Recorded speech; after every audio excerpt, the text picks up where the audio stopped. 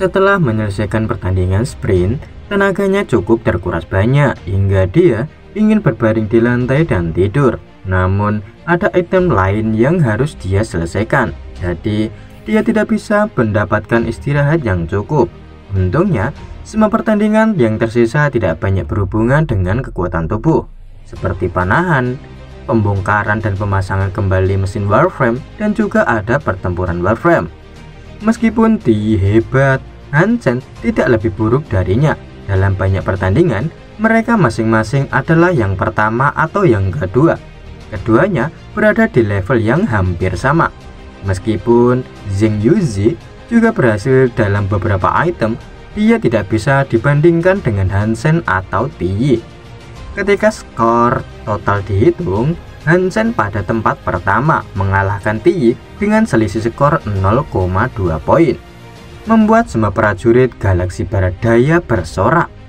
Meskipun Hansen melakukannya dengan baik, keunggulannya terutama pada pertandingan teknis, itu tidak berarti bahwa Hansen memiliki keterampilan bertarung yang lebih baik daripada Tiyi. Namun pertarungan terakhir adalah pertarungan 1 lawan 1 yang membutuhkan kekuatan nyata, di mana Tiyi sangat percaya diri. Hanya 4 kontestan teratas dengan skor tertinggi yang dapat berpartisipasi dalam pertarungan. Mereka berempat dibagi menjadi 2 kelompok. Hansen dan Tiyi berada di grup yang sama, yang berarti pertemuan mereka lebih awal. Grup pertama dimenangkan oleh Zheng Yuzi. Sekarang giliran Hansen. Tiyi berjalan berdiri di seberang Hansen. Hansen sendiri tinggi, sementara Tiyi 1 kaki lebih tinggi darinya. Saat peluit ditiup, Hansen melangkah maju dan meninju dada Tiyi. Namun, Tiyi berdiam diri, menatap Hansen dengan jijik. Tubuhnya berubah menjadi emas seperti Buddha, seolah-olah dia telah menjadi patung. Ternyata, Tiyi berusaha menggunakan Super Diamond Body untuk menerima pukulan Hansen dan sama sekali tidak bermaksud menghadangnya, yang membuat banyak prajurit Barat Daya mendesis, kesal dengan arogansi Tiyi. Melihat Tiyi mencoba memblokir pukulannya dengan tubuh Super Diamond, Hansen tidak marah sama sekali, tetapi malah senang. Melihat penampilan Tiyi, sekretaris diam-diam merasa lega. Kali ini dia melakukan kesalahan besar, tetapi untungnya hasilnya tidak jauh berbeda dari prediksinya. Tiyi masih akan mengalahkan Hansen, yang membuat sekretaris itu merasa jauh lebih baik. Sepertinya kamu merasa lega. Kepala pasukan tiba-tiba melirik sekretaris. Tidak. Sekretaris itu terkejut dan menjawab dengan tergesa-gesa. Bukan salahmu untuk salah dalam penyelidikan. Lagi pula, Anda tidak melihat Hansen secara langsung. Namun, jika Anda masih gagal membuat penilaian yang benar setelah Anda melihatnya, maka itu berarti Anda masih harus banyak belajar, kata kepala pasukan dengan santai. Kepala, Anda mengatakan bahwa Hansen akan menang. Sekretaris tiba-tiba menjadi pucat. Tetapi, kepala pasukan tidak mengatakan lebih banyak, menatap 2 tentara di atas panggung dalam-dalam. Apakah kamu telah selesai? Melihat Hansen mundur, Tiyi berkata dengan dingin. Ya. Hansen mengayunkan tangannya untuk meredakan sakit pada tangannya. Setelah memukul Tiyi belasan kali, tulangnya hampir retak. Tubuh Super Diamond memang cukup menakutkan. Sekarang giliranku, kata Tiyi mengangkat tinjunya siap memukul. Seharusnya Anda tidak membuat langkah karena Anda sudah kalah, kata Hansen serius pada Tiyi. Ngomong kosong. Tiyi mendengus dan tidak berkenan untuk berbicara dengan Hansen lagi, mengangkat tinjunya ke arah Hansen. Sama seperti Tiyi, Hansen berdiri diam melawan tinju Tiyi. Para prajurit memandang Hansen yang tidak bergerak, bingung. Tinju Tiyi hendak mengenai wajah Hansen, tetapi Hansen masih berdiri dengan tenang. Ketika kepalan tangan Tiyi berjarak kurang dari 5 inci dari wajah Hansen, Tiyi tiba-tiba berhenti bergerak dan tampak ketakutan. Wajahnya sangat pucat dan keringat dingin mulai muncul di dahinya. Jika diperhatikan dengan seksama, tubuhnya juga menggigil. Kamu, Tiyi hendak mengatakan sesuatu, tetapi ketika dia belum berkata sepatah kata pun, darah memenuhi mulutnya dan tubuh logamnya tiba-tiba menjadi pucat. Tempat-tempat di mana Hansen memukulnya menjadi merah. Tubuhnya menjadi lemas hingga akhirnya jatuh di hadapannya Hansen dengan mulut banyak mengeluarkan darah. Ledakan Yin Yang Blast yang ditemukan oleh Profesor Bai adalah metode untuk menggunakan kekuatan, dan itu dapat digunakan oleh orang-orang dari status apapun. Bagaimanapun, kekuatan Ying tidak dapat melukai Tiyi jika serangan yang dilancarkan tidak langsung mengarahkan ke organ dalam. Hanya ketika Hansen memukul Tiyi di mana organ dalam berada, Hansen berhasil melukai organ yang rentan. Namun secara tidak terduga, Tiyi begitu percaya diri dengan kebugarannya dan tubuh Super Diamond, sehingga Tiyi tidak mencoba untuk memblokir pukulan Hansen sama sekali, yang menyelamatkan Hansen dari banyak masalah. Para dokter dari tim medis dengan cepat membawa Tiyi, meninggalkan Hansen menikmati sorak-sorak dan tepuk tangan sendiri di atas panggung. Pertarungan terakhir antara Zheng Yuzi dan Hansen merebutkan gelar Raja Prajurit Baradaya. Pertarungan untuk tempat ketiga dibatalkan karena cedera serius dari Tiyi. Di mata para prajurit master sejati, Zheng Yuzi telah kalah sejak awal. Benar saja, Zheng Yuzi berhasil dikalahkan dengan mudah oleh Hansen. Saat ini, semakin sedikit anak muda yang benar-benar berdedikasi pada seni bela diri. Kebanyakan orang hanya fokus pada kekuatan daripada seni. Itu sebabnya mereka tidak pernah mencapai level tinggi. Hansen ini sangat bagus, terlihat seperti master sejati.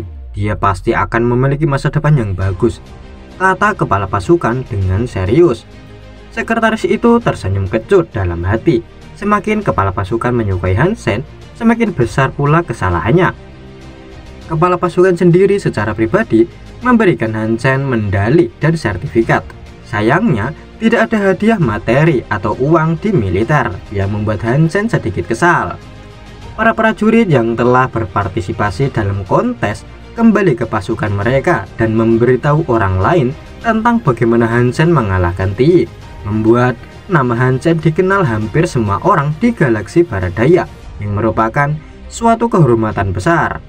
"Maaf Kapten, aku kacau," kata Tiyi frustasi kepada pria tampan yang di sebelahnya berbaring di ranjang rumah sakit.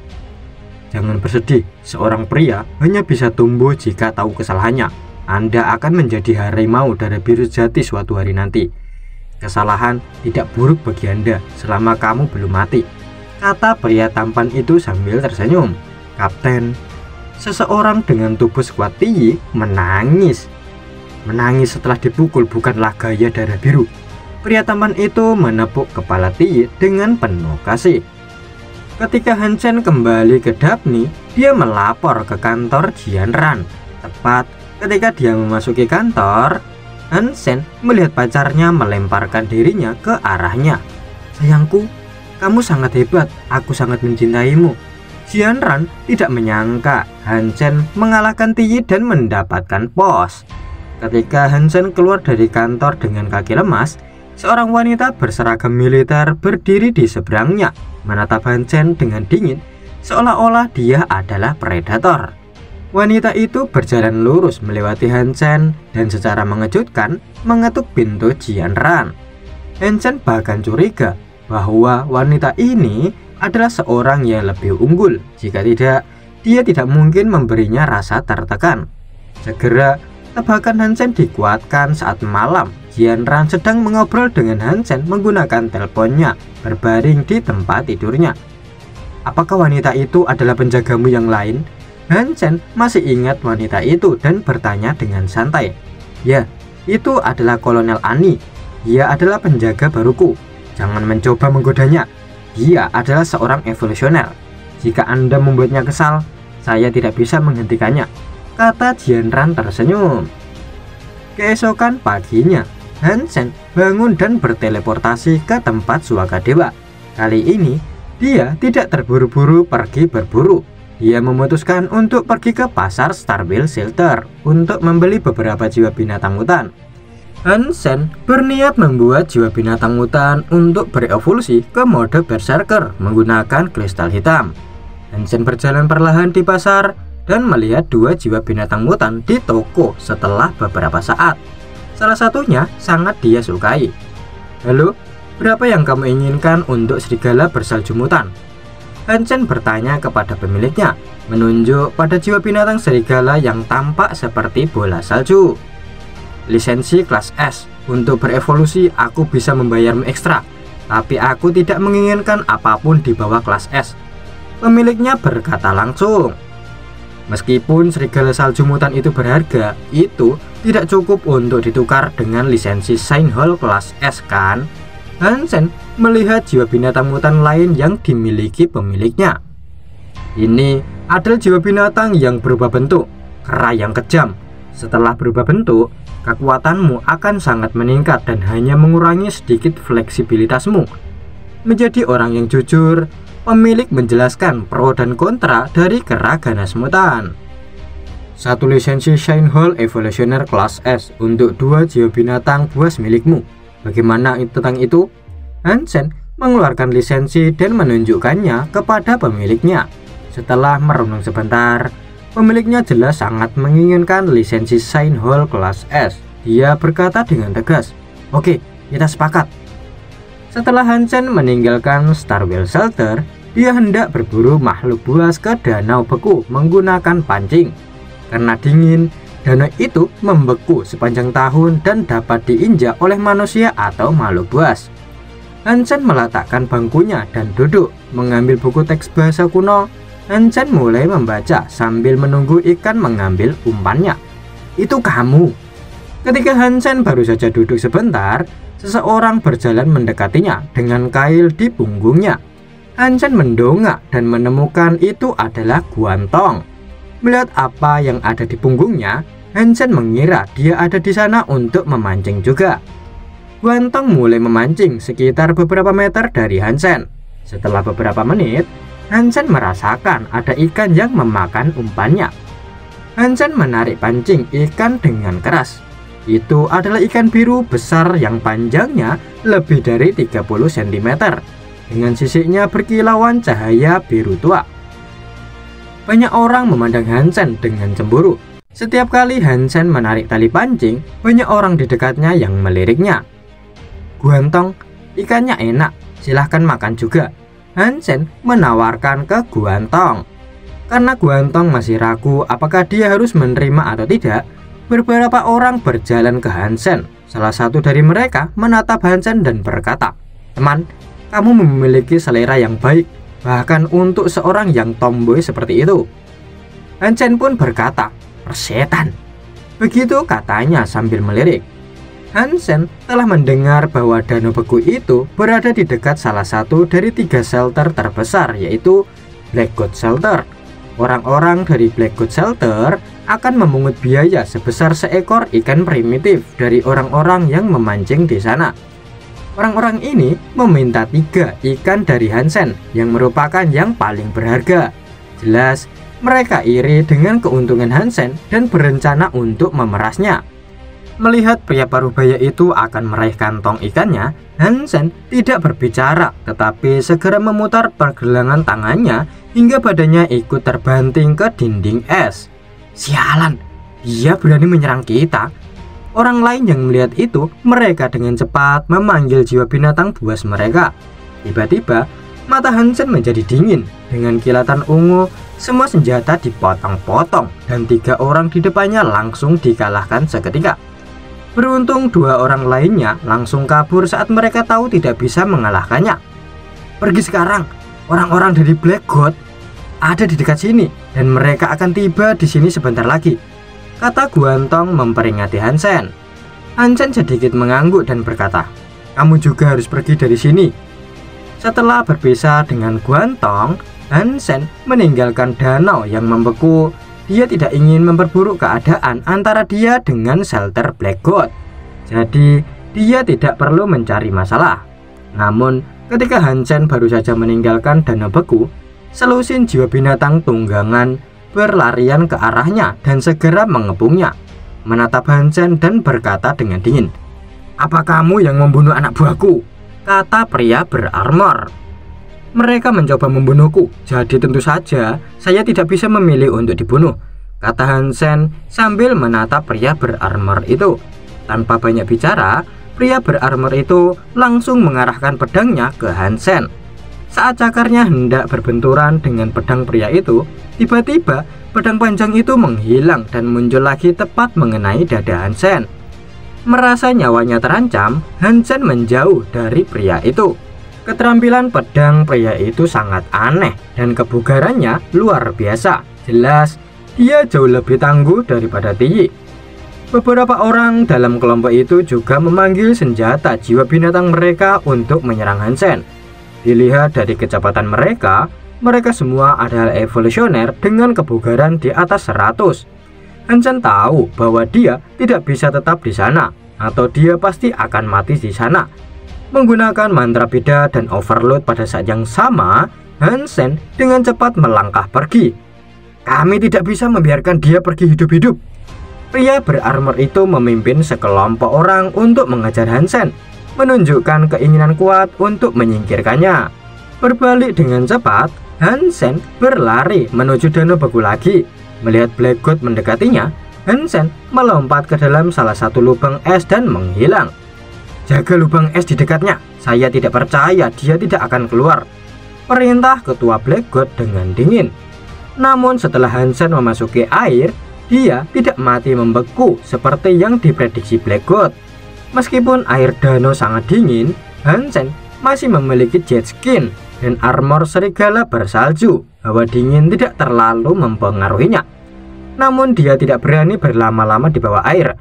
Meskipun dia bisa menahan napas kurang dari 1 jam karena kebugarannya, dia tidak bisa bertahan lebih lama. Setelah Hansen berenang sebentar, dia merasa ada yang salah dengan arusnya. Arus di belakangnya tampak bergerak.